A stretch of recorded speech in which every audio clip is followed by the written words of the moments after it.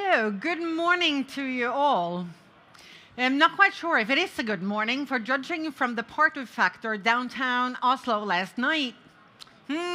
Somewhat had a rough morning. Nevertheless, we're really pleased that you're all here, and we will be talking about ship recycling. On June 26th, the Hong Kong Conventions enter into force, and that's a major milestone forward for sustainable ship recycling. However, there are still legal uncertainties. We now have the Hong Kong Convention, we have the EU Ship Recycling Directive, and we have the Basel Convention. Which of those will have precedent? We still do not know. Nevertheless, I think it's important to stress that we still in this sector have the same goal, global shipping, ship recycling that is safe for both workers and for the environment. That's what we all want. This is a question of how we're getting there. So, in other words, we have a lot to discuss, and let me introduce you to the panel. Platten, who is the Secretary General of the ICS, Anaëlle Boudry, okay, Senior Policy Advisor for Climate and Environment at ECSA, Gudrun Janssens, Region and Regulatory Manager at BIMCO, and Elin Saltkjel, I knew you were here, Managing Director at Grieg. And please take a seat over here or by the table. And Harald Fotland, CEO at Odfjell. And Harald is also the President of the Norwegian Shipowners Association. So we have all these legal uncertainties. Now, I'd like to, because the Basel Cup was almost a month ago. And before that, in the industry, at least some of us were rather positive, or maybe was it wishful thinking, but at least we were hoping that the Basel Cup could settle some of these uncertainties to which regulation would have a precedent. And Gudrun, that didn't really happen, did it? And so tell us, where are we at as of right now? Well, indeed, it didn't really happen. So in short, what will happen is next year, the states that are party to the Basel Convention will convene again. They will discuss the matter again, but more in depth. And then they will hopefully put forward, you can call it a draft decision, to the next COP in 2027, which will take place in Panama. So hopefully something will come out of there, but actually it's absurd, right? And there's some striking, and then two things struck me. First of all, states that are party to the Basel Convention asked early 2000s to the IMO, look, we're not managing ship recycling, please draft a better instrument. And then the IMO ran with it, and they delivered in 2009. And only now states, the same states, to the Basel Convention, need to have a think about which convention they like the most. The one they adopted in Basel, or the one the same states adopted in Hong Kong. And it shouldn't be like that. Yeah. So, but yeah, 2 more years. Total insecurity. So what, to the entire panel, and you know, what kind of implications does this have for our industry? I think let's be positive. The Hong Kong Recycling Convention has, even before it came into force, transformed yards in India, in Bangladesh, in Turkey. So I think there's been a real, and I think the assistance of Norway as well in sort of helping drive this through has been absolutely immense. So I think let's try and look at this as a glass half full as opposed to a glass half empty. And we'll resolve the differences with Basel. There's no doubt in my mind that we'll get there. And also it's really pleasing that the EU is starting to get behind the Hong Kong Ship Recycling Convention as well. So with good fortune and good luck, by 2027 we'll just have one set of regulations in force, and that would be the perfect outcome, I think, going forward. Yes, because you do see sort of a movement from the EU. Do you as well? Are they more sort of, you know, they're not quite there, but they're going in the right direction? Yes, indeed. So they first evaluated the EU ship recycling regulation, which is in place since 2013. And they say they will now focus on the Hong Kong Convention instead of revising the EU regulation. So that's a good news, because if we start revising and getting even stricter standards at EU level, we are not going to be able to reach the Hong Kong standards at some point. I mean, we go too far from each other. So it's good that now the European Commission is focusing on the Hong Kong Convention. And in Grieg, you're actually physically in that part of our industry. Yes. What are the implications for you? Well, for us, it's still our customers need guidance on the regulations. So that's very business. much, yes. But what we've seen is that the yards in Southeast Asia, when the Hong Kong Convention was written, not into force, there was a huge voluntary drive to meet the standards of that convention. And these yards have developed. They've built facilities. They have upgraded all of their systems and spent a lot of time and money on that. And at the moment, it's still uncertain whether that will benefit them because the EU, especially, may not be wanting to go to India and Southeast Asia in general, and also that there has been a period where these yards could get a certificate of compliance, but yards that were not compliant also were able to get that kind of certificate. So for ship owners, it's difficult for them to know the standards they're actually going to. Yeah. So for us, it's still a need for guidance. And those who have made investments, for example, in India, are sort of left in the dark a little bit. Yes. So for ship owners, Harald, this sounds like quite a bit of a nightmare to recycle a ship. I mean, what do you actually do? There are three competing, so to speak, regimes out there. Well, you're absolutely right. It is a nightmare to recycle ships these days. And it takes a few minutes to explain what are the problems, because there are actually two problems. The first problem is the EU regulation that requires ships to be recycled at EU-approved facilities, which are basically inside EU. And that means that to manage that challenge, ship owners will have to flag their ships outside EU, not because they intend to recycle outside EU, but because they have to maintain that option for the future. But that is a silly protectionist requirement from EU, and it's manageable. The challenge with the lack of coordination between the three regulations, the EU regulation, the Hong Kong regulation, and the Basel Convention, that is much, much more serious. And the main problem in our view is the Basel Convention. And the principle behind the Basel Convention is noble enough. It's about preventing toxic waste from being exported from developed countries to less developed countries. We all agree that that is a sound principle.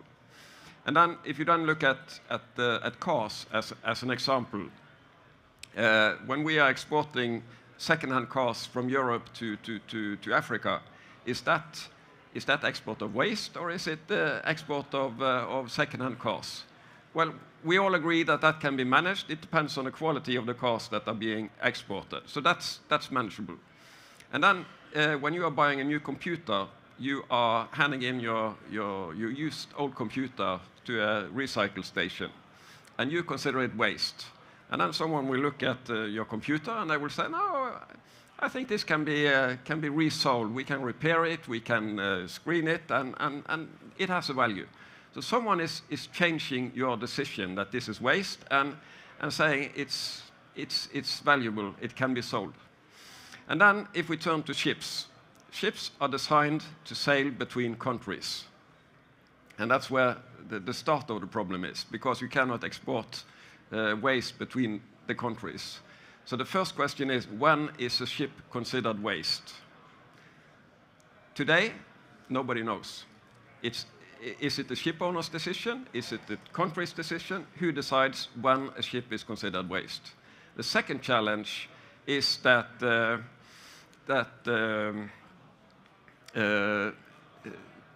it's up to anyone to decide whether the ship is waste or not. So suddenly you can call a port, and that country will say, hey, that ship is waste. It's our belief that you intend to recycle that ship, and then suddenly you cannot export that ship from that country. And this boils down to criminalization of ship owners, because you are in the hands of someone suddenly saying that we consider your ship waste, and you're being prosecuted. In some countries, you are solving the prosecution by being offered some kind of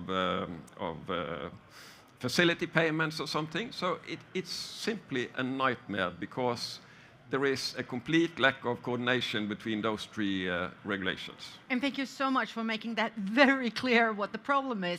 And I've asked this question several times before, but why do we have to make this so complicated?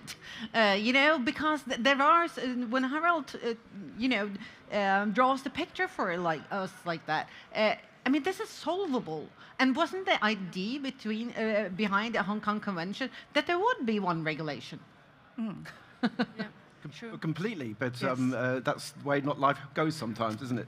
So the EU want to race ahead and do things, then but rather than just be patient, let's get one convention in place. And I think there was sad to hear, but a very comprehensive explanation of just how difficult it is for ship owners to do the right thing. Yeah. So, yes, please. No, and I think in addition to what Harald was saying, the thing is, while the states, the representatives to the Basel Convention, those states' representatives, they're very knowledgeable about exporting hazardous waste and environmentally sound treatment of it. But clearly they have some lack of the shipping industry and the complexities that come from global shipping, global ship recycling. And some years ago, I think it was around 2004, the Basel states decided or took the decision that a ship can be ship and waste at the same time. But if you're in shipping, you know that's factually untrue. That's just not possible, because the moment you classify a ship as waste under the Basel Convention, you need to have all these procedures and documents, and actually those procedures prohibit the ship to trade freely, so to act as a ship. So it's a bit, we have a lot of, and it's one of the conclusions we had with the ICS after the Basel COP. We have, as industry, so much explaining to do. Right. So, yeah. So in other words, we should invite ourselves to Basel and say, hey, let's talk and let's explain to you how this really works. But because the goal is the same. Yes, Harald? Yes, I've actually been there and Yeah. tried. And the challenge is that they understand the problem, but they don't manage to solve it. Right. So they do they have the knowledge but they're lacking the skills on how to legally solve it? Is that your impression? It actually took a couple of years to finally tell them what is the challenge. So now they understand the challenge, but we don't see the solution. Right, right. Still a lot of work to do. But we have 2 years to do it, though. Yeah, and the IMO was there last time as well, and there was a great side event, and I think it's a start, maybe a bit late for the states to take action, but at least we're there and communicating. Yes, so that's good. There's light in the tunnel. This is good. But then we have the Hong Kong Convention, and remind us, Anaëlle, what the EU says, because they say it's not good enough. And do we then have to be realistic and say, okay, maybe it does need an update? Yeah, so indeed the Commission adopted the ship recycling regulation because the Hong Kong Convention was not really close to being entering into force at that time, so in 2013.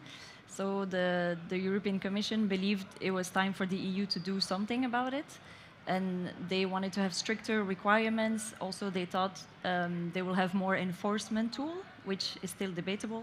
But on the requirement, the standards, they wanted to have more, or to make sure that the yards have enough protection of human health and of the environment. And of course, yes, you can say that now Hong Kong needs an update, needs to be strengthened. This is also what we call for, because it has been adopted 16 years ago. So now you have to see a bit the challenges of 16 years later, and trying to strengthen the convention. Yes. So, what do we really know now about the workers' situation and the environment, for example, Elin? Do we have work to do? Still, there's a lot of work to do. But I think, highlighting that Bangladesh and Pakistan, who were so behind on developing the yards, actually ratified the convention and have started that work.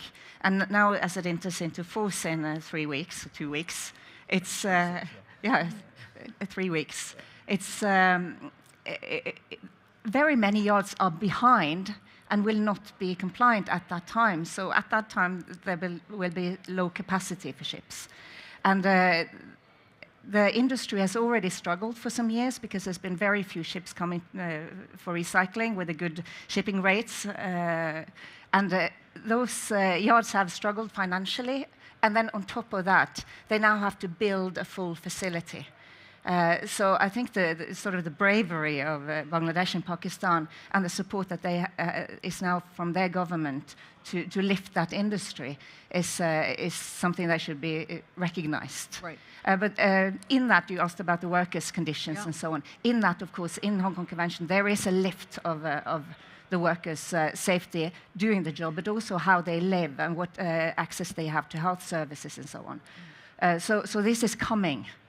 Yeah. It's coming. But we still do have some yards in Asia that are really good. Yes. You know, they're the pilots or the front runners, so to speak. But why are they not on the EU list? Well, Yeah, go ahead, Anna. They're doing some visits in Indian yards, but it's still complicated, still ongoing, because there are some requirements, standards that are not met.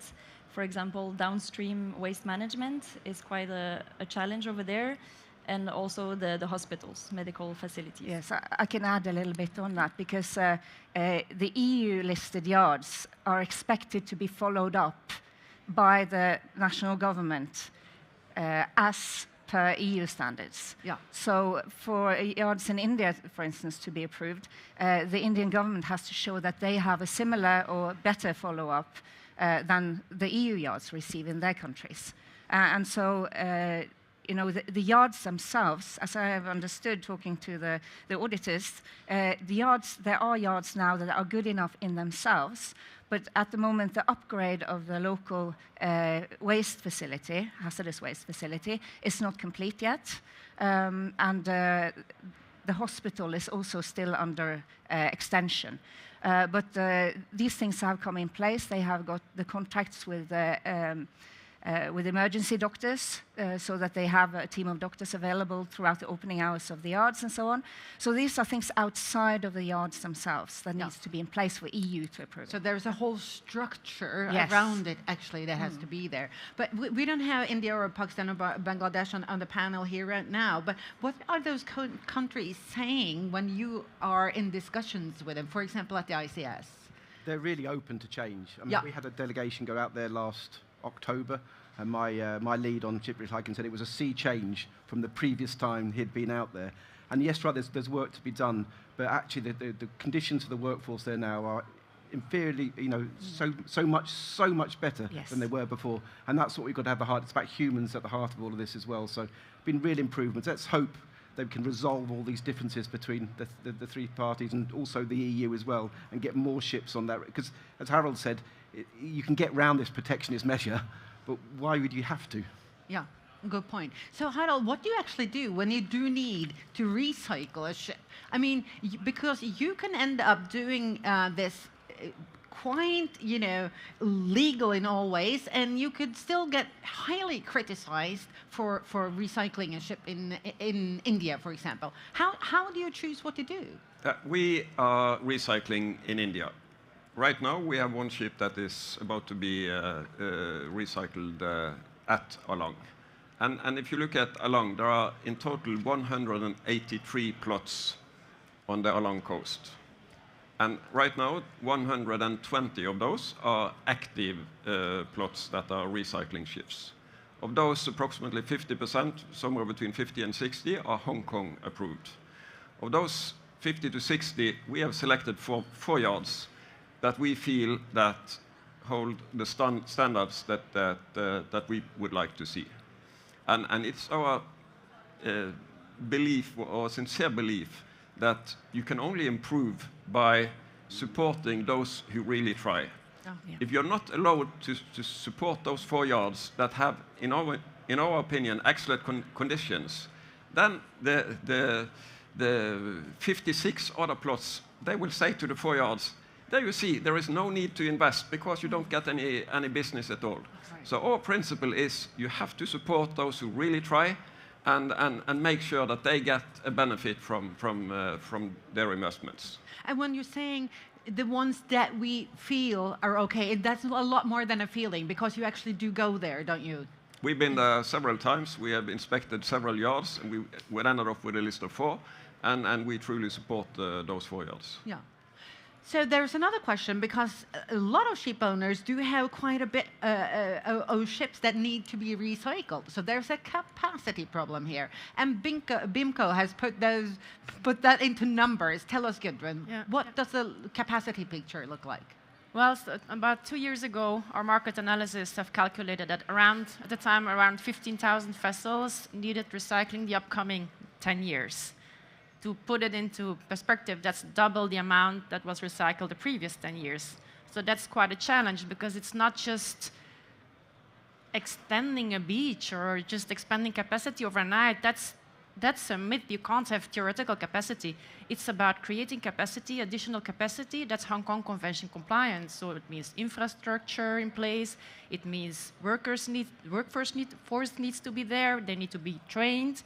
So it's a lot more that comes with that. Also waste management. If you increase your ship recycling capacity, obviously you need to have the downstream waste management capacity developing in the same pace.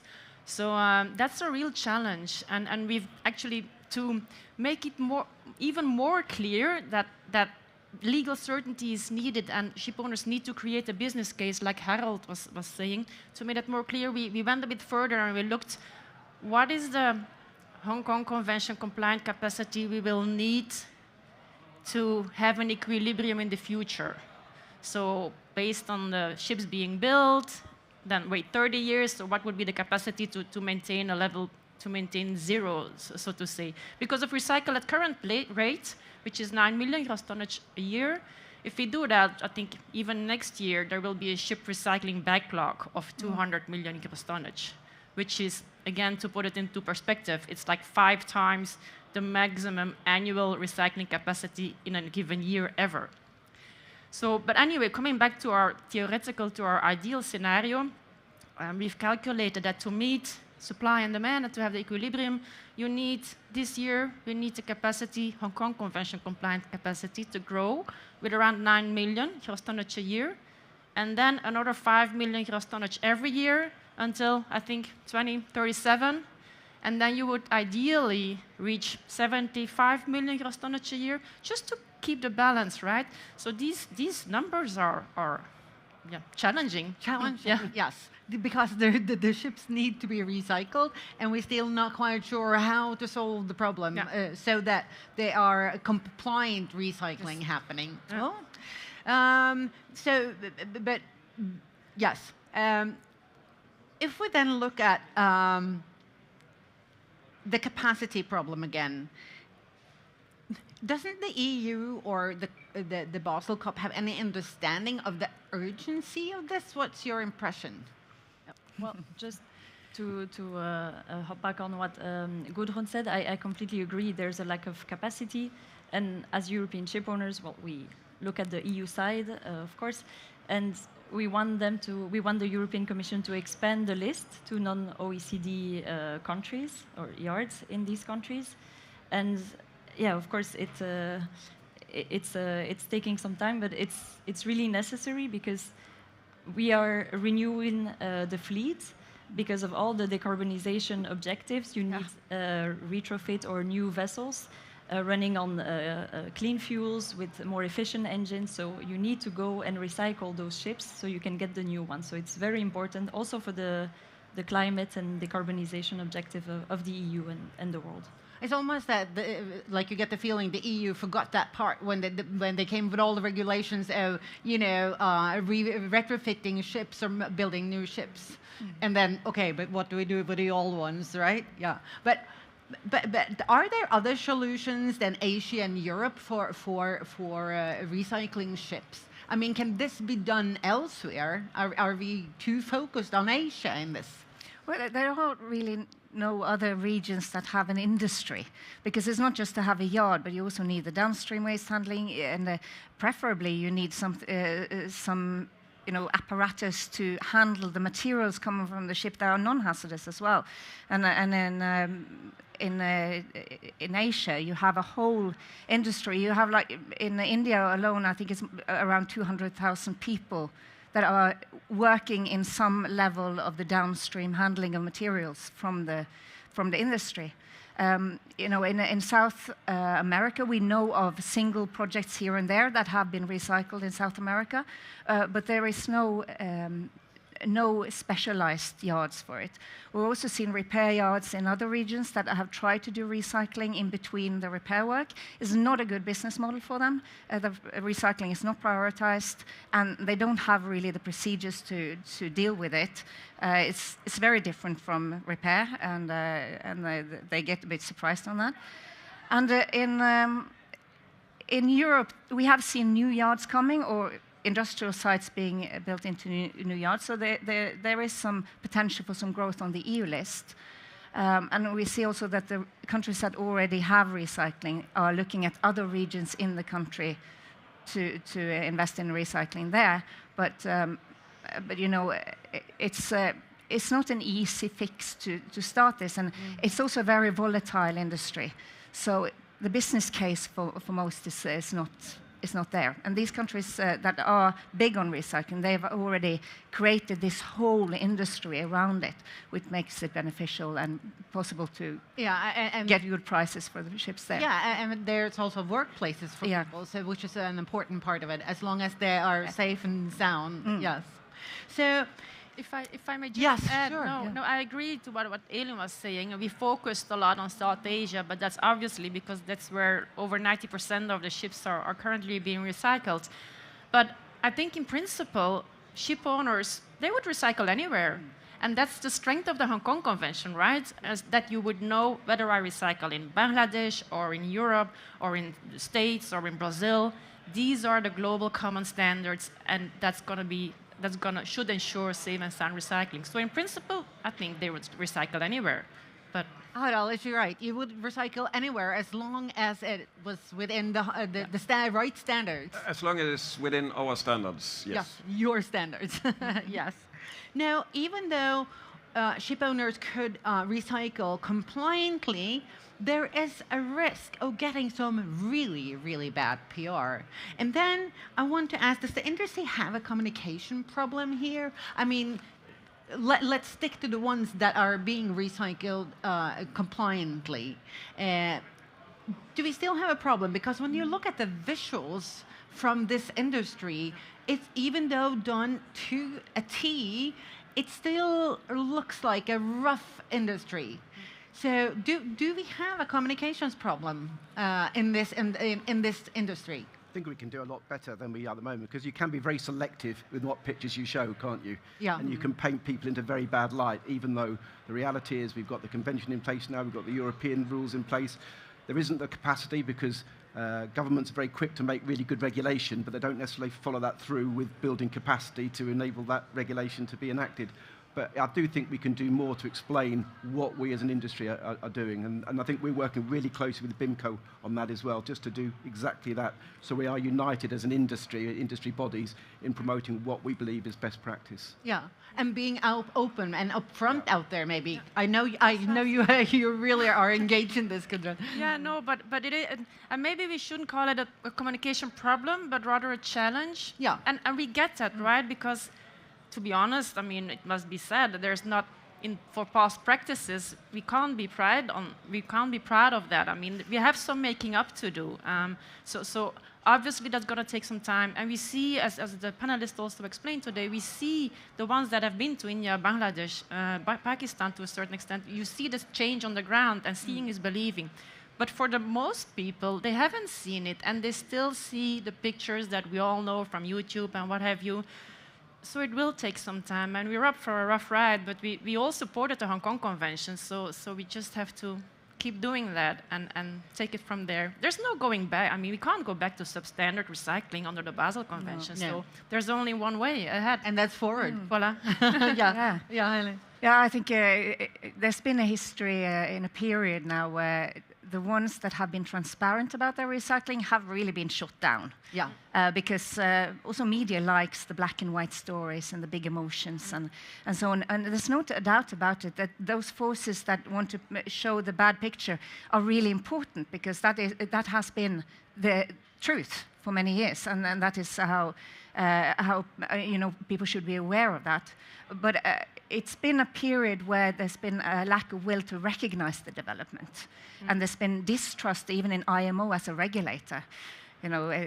Like IMO is the fox and the chicken situation, with the shipping industry regulating itself, and that kind of attitudes towards the ones that are trying to make improvements, so that they meet kind of a suspicion that they have an agenda by portraying something nice while it's really bad, still bad.